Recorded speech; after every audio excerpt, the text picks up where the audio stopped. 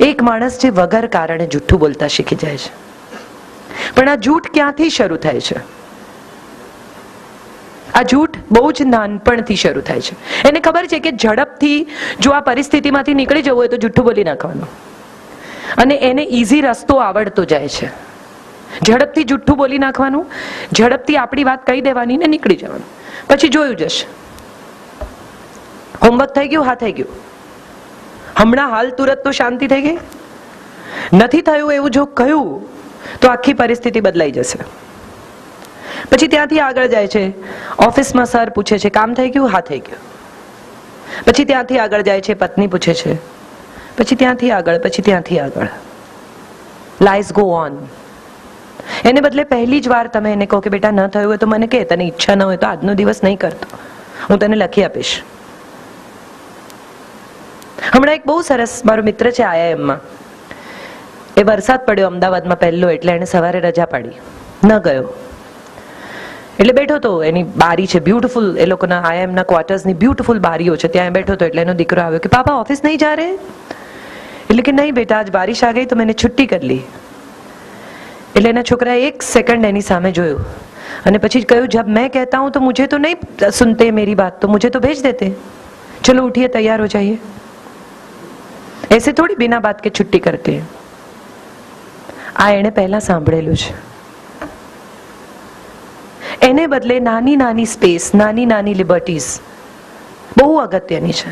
આપણે એટલા tight compartment, water tight design બનાવી છે આપણી જિંદગીની. આમ થઈ શકે, આમ ન જ થઈ શકે, આમ જીવાય, આમ ન જ જીવાય. આવું તો કેવી રીતે બોલાય, આવું તો કેવી રીતે કરાય? પણ આ બધા નિયમો ક્યાંય લખેલા કોઈએ વાંચ્યા છે? આવું કોઈ મેન્યુઅલ અવેલેબલ છે કે જેમાં આવું બધું લખ્યું છે કે આમ થાય ને આમ ન થાય? આ મેન્યુઅલ આપણે આપણા મનમાં ઘડી કાઢ્યા છે.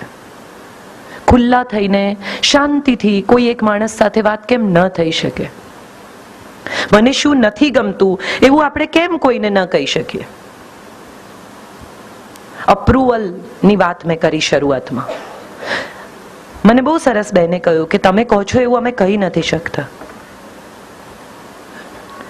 કેમ નથી કહી શકતા? કારણ કે તમને એવો ડર લાગે છે કે તમે આ કહેશો તો તમે અણગમતા થઈ જશો. હું તો કહીને મારે માટે કહ્યું કે લોકપ્રિયતાના શિખરે છે, હું તો આ જ કહું છું. તો મારો નિયમ ખોટો પડ્યો? શું થયું?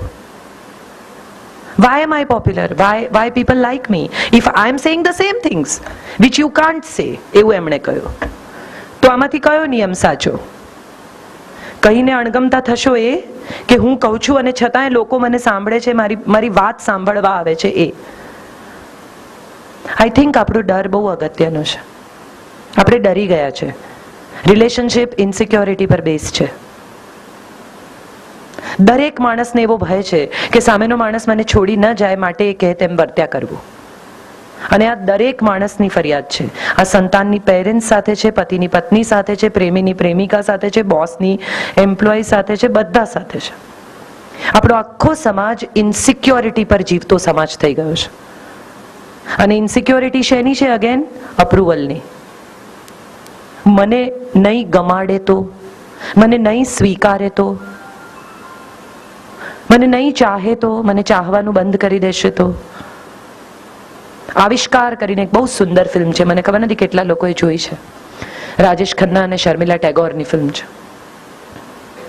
અને એમાં બહુ સરસ વાત છેલ્લે લગ્નની એનિવર્સરીની વાત છે, આખી રાતની. અને સવારે એક બહુ સરસ વાત રાજેશ ખન્ના કહે છે કે બે લોકો એકબીજાને 2 કલાક મળે છે જ્યારે પ્રેમમાં હોય છે ત્યારે. એ સમયે બેસ્ટ બિહેવિયર, બેસ્ટ કપડાં, બેસ્ટ લુક્સ પ્રોજેક્ટ કરે છે.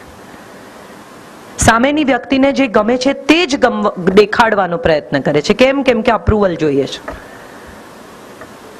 બ્લુ કલર મને સહેજ પણ નથી ગમતો, એટલે વોર્ડરોબમાં જેટલા બ્લુ શર્ટ હોય એટલા કાઢીને ડુચ્ચો કરીને સાઈડમાં મૂકી દેવાના. હમણાં થોડા દિવસ બ્લુ કલર નહીં પહેરવાનો. મને આમ, હું તો નોનવેજ નથી, બિલકુલ નોનવેજ ખાય માણસ સાથે હું રહી શકું જ નહીં. એટલે પહેલું વાક્ય કે હું તો નથી ખાતો. મને છોકરીઓના વાળ છૂટા ગમે જ નહીં, એટલે પહેલું કામ એ કે મળવા જવું હોય ત્યારે વાળ બાંધીને જવાનું.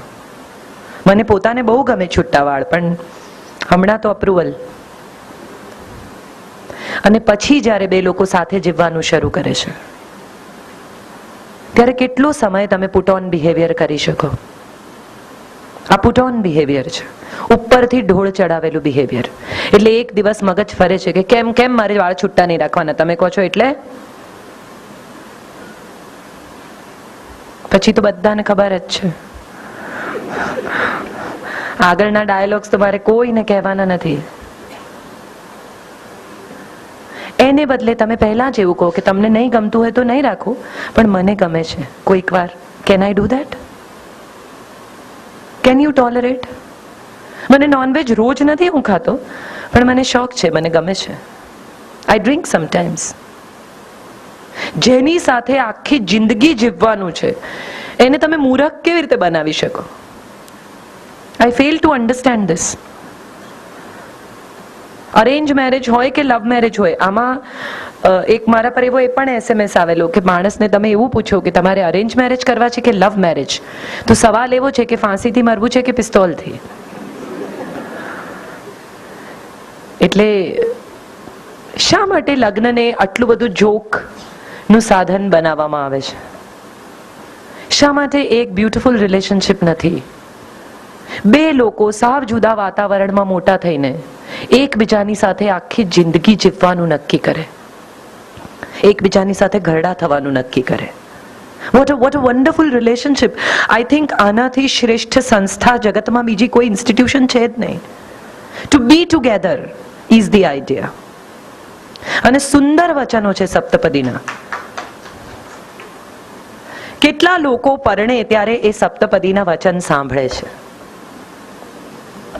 સિરિયસ સવાલ છે આ બહુ. મને એક જણ ઓડિયન્સમાંથી કહે 7 વચન. બધા આમાંથી પરણેલા છે, મોસ્ટ ઓફ ધેમ. ઘોંઘાટ કેમ હોય છે? અને એ ઘોંઘાટની વચ્ચે પણ મહારાજ તો બહુ નજીક હોય છે. જવાબો મારી પાસે પણ છે. ઇમ્પોર્ટન્ટ એ નથી, ઇમ્પોર્ટન્ટ એ છે કે આપણે કદી એ સાંભળવાની તસ્દી લીધી જ નથી. આપણે નાનકડું પણ ઇન્વેસ્ટમેન્ટ કરીએ ને 50,000 રૂપિયાનું, તો પણ શરતો 4 વાર વાંચીએ છીએ. લોક ઇન પીરિયડ કેટલો છે? પછી 3 વર્ષ પછી શું મળશે? 3 વર્ષ સુધી 50,000 ભરવાના, પછી કેટલા ટકા? માર્કેટ અપડાઉન થાય તો, વોલેટાઇલ હોય તો, યુલિપ છે, આ બધું આપણે પૂછીએ છીએ. અને આખી જિંદગીનું ઇન્વેસ્ટમેન્ટ કરતા પહેલા 7 શરત નથી સાંભળતા. બહુ સુંદર વચનો છે સપ્તપદીના. પરદેશમાં તો વાવ્સ લોકો જાતે લખે છે. બહુ ઇન્ટરેસ્ટિંગ છે આ વાત પણ. ચર્ચમાં વાવ્સ લેવડાવે કે હું આ કરીશ અને હું આ નહીં કરું. અને એવા કેટલા બધા લોકો છે કે જે પોતાના વાવ જાતે લખે છે કે હું આટલું જ કરીશ, આનાથી વધારે મારથી નહીં થઈ શકે. બધા જેટલા બાઇબલમાં લખ્યા છે એટલા વાવ હું નહીં માનું. અને સપ્તપદીનું પહેલું વચન એ છે કે આપણે બંને જણા એક થઈએ. એક થવું એટલે શું? બે અડધા અડધા લોકો ભેગા થાય એને એક કહેવાય. એક બહુ સરસ વાક્ય છે કે marriage is about when two people decide to be one, but the fight begins when they have to decide which one. આ બેમાંથી કોણ એક? તો બરાબર, પણ આ બેમાંથી કયો એક? હું એક કે તું એક? બહુ જ સુંદર વચનો 7 પૂરા થાય છે. અને 7મું વચન છે સપ્તમે સખા ભવ. આપણે 7મા પગલે મિત્રો થઈ જઈએ. કેમ પહેલા પગલે મિત્ર નથી થતા? પહેલું પણ હોઈ શકે આ વચન કે ચલો પહેલા ફ્રેન્ડ્સ થઈએ, પછી આમ કરીએ, પછી આમ કરીએ. નો, 7મું વચન છે કે સપ્તમે સખા ભવ. 7મા પગલે આપણે મિત્રો થઈએ. કારણ કે આપણે એકબીજાને ઓળખી લઈએ, જાણી લઈએ, સમજી લઈએ, સ્વીકારી લઈએ, એ પછી મિત્રો થઈએ. અને મેરેજમાં ફ્રેન્ડશિપ એ સૌથી પહેલી શરત છે. દોસ્તી, ઇક્વાલિટી. ઇક્વાલિટી એટલે એવી નહીં, હા, ઘરે જઈને એમ નહીં કહેતા કે કાલથી સાંજની રસોઈ તમારા માથે. મેં કાજલ બેને કહ્યું છે ઇક્વાલિટી. આમાં તો મારા નામે બિલ ફાટે. ઇક્વાલિટી એટલે સામેના માણસનો ઓપિનિયન સાંભળવાની તૈયારી. અમે એડવર્ટાઇઝિંગ ઇઝ માય ડિગ્રી, એટલે હું જ્યારે ભણાવું યુનિવર્સિટીમાં ત્યારે હું હંમેશા કહું કે કન્ઝ્યુમર અને બાયર આવા બે જુદા લોકો છે. શરૂઆતમાં સમજાય નહીં. બોર્નવિટાનું કન્ઝ્યુમર કોણ? બાળક. બાયર કોણ? માં. વોશિંગ મશીનની કન્ઝ્યુમર કોણ? ગૃહિણી. બાયર કોણ? વર. એટલે કન્ઝ્યુમર અને બાયર એવા બે જુદા લોકો જ્યારે હોય ત્યારે એક વાત બહુ સમજી લેવી જરૂરી છે કે તમારે કન્ઝ્યુમરના ઓપિનિયનને પણ ધ્યાનમાં લેવો જોઈએ. અને લગ્નમાં પણ કન્ઝ્યુમર અને બાયર એવા બે જુદા લોકો છે. કાયદામાં કહે છે મેરેજ કન્ઝ્યુમ નથી થયા. જ્યારે ડિવોર્સ થાય છે ત્યારે કેટલીક જગ્યાએ કહે છે કે કન્ઝ્યુમ નથી થયા લગ્ન. What is consume? આ કોઈ ગ્રાહકવાદની વાત છે? ના, સ્વીકારવાની વાત છે. અને લગ્નને યથા તથા સ્વીકારનારા લોકો મેં બહુ ઓછા જોયા છે. માણસ જેવો છે એવો તમે એની સાથે લગ્ન કર્યા છે. સ્ત્રી જેવી છે એવી તમે એની સાથે લગ્ન કર્યા છે. હવે એકબીજાને ગ્રૂમ કરવાની વાત છે. બે લોકો સાથે ચાલવાનું શરૂ કરે છે સેમ દિશામાં. એક જણની સ્પીડ વધારે છે, એકની સ્પીડ ઓછી છે.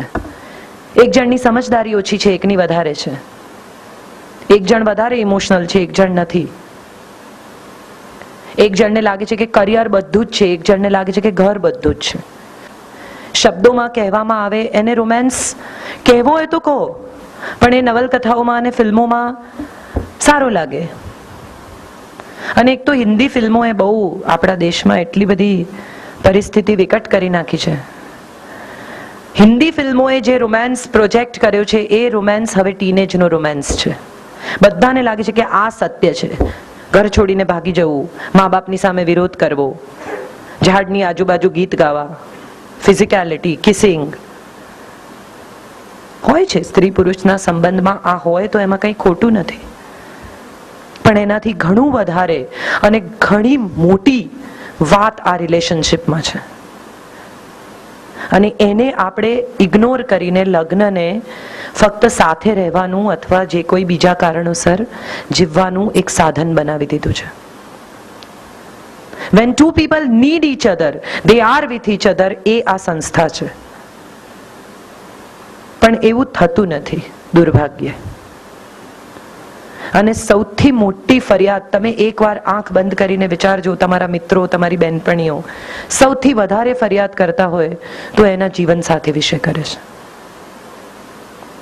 એ પત્ની હોય કે પતિ હોય. શેને માટે?